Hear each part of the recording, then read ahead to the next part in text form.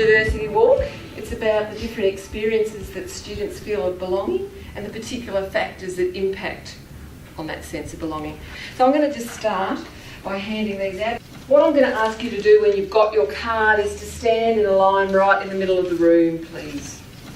You've got a little scenario card. I'm asking you not to share it with others, it's just for you to focus on it. I'd like you to start by just taking a deep breath and imagine that you're getting up in the morning as this person. How are you facing the day ahead? With anticipation? With dread? With excitement? What would you be thinking? What might you eat for breakfast? How does it feel putting on that school uniform? What might you be planning to do at lunchtime? I'll ask you now to open your eyes and I'm going to give you a number of questions. Yes answer, it's a step forward.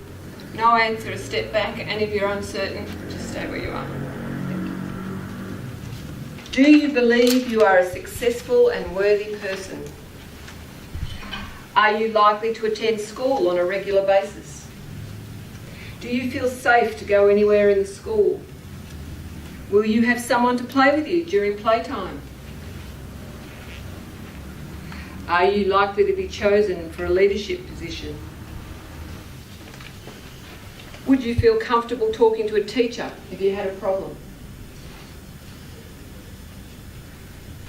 Can you go through school without the fear of receiving racist or put down comments? Okay, so if you can just stop for a moment, I'm just going to debrief in terms of the card that you have. Can I just start with the people up the front? Okay, I'm an 8-year-old boy, loves school and is gifted at maths. Father is a mining engineer who works interstate and is often away for long periods of time. Mother is involved at school. How did you feel as you moved forward? For the most part, pretty good, but then it doesn't say anything about whether or not I have friends. So there were times when you asked questions like, would you be chosen to be in a group? Yeah. I wasn't sure about that. Were you aware of the people behind you? Vaguely. And how did I wasn't aware that there was such a gap though. Can we go to the people down the back?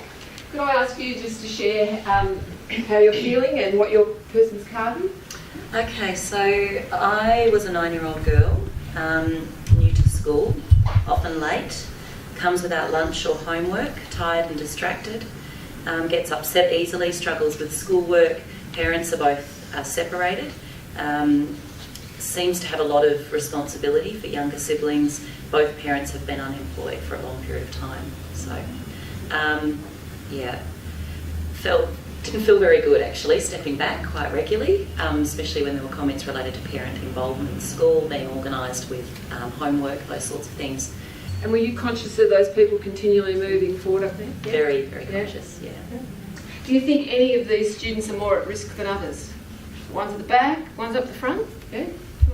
Certainly the ones at the back, but I was just reflecting and thinking the only difference with school is that you wouldn't perhaps be aware of others that are in the same situation as yourself. Like this student, a 6-year-old girl, is great academically but struggles socially, was almost going to be invisible. I didn't want to step back because I'm a bit scared of this group. Yeah. But I kind of feel like I should be there, but it's out of reach. Yeah. And so you just kind of disappear into the middle ground. So are you thinking that this particular group in here may have more at risk, even at the back because they're hidden? I don't know that it's more at risk, but I think clearly they felt at risk. Okay. So can I just ask you to step out of this role? So can we just actually physically move around a bit? And I'd ask you to just put yourself back in the role of the staff member. What was it that informed you to move forward or back? I think with my role card, I think I made some assumptions even though I probably wasn't supposed to. If it's our stereotypical view that informs that, what do you think this activity has actually been about? The number of risks that some kids are exposed to and how difficult it must be because they step back, they step back, they step back. But also I think that everyone has a certain level of risk. I think you put up a really good point, which is we never know what those risk factors, and these cards and the tiny bit of information you've got on is purposeful, because sometimes staff, that might be all that you've ever found out about the student. So how can we actually strengthen that? What is it that's going to actually give us more of an opportunity to have insight into a child to know whether there is a risk or something that's occurring. Know your kids well. Exactly. And their parents too. You got their parents. Yep. So take the time. When we see a risk factor, perhaps not bringing our stereotypes and assuming that they're going to step back. Maybe being hopeful and creating those opportunities for them to step forward. Can you think about your card there for a second and, you know, what possible relationships that student might have, either in the school community, with staff members, peers? Do you think that, looking at your scenario, that child would have actually had many connections? No. So for those that didn't, can you think about one thing that you might have been able to do that would have given them a significant step forward? I mean, being new to the school, as my scenario was, you'd hope you'd have some buddy systems in place to take them around the school and give them some sort of opportunity. So as a staff member, that could have been one thing that you build in? Yeah. For my card, which was a little girl with the grief and the mood swings and stuff, I think just someone checking in at the beginning of the day, that might actually make a difference to how the rest of the day feel involved. Yes.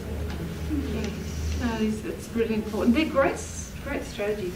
Thanks, folks. That was great. Thank you. Thank you.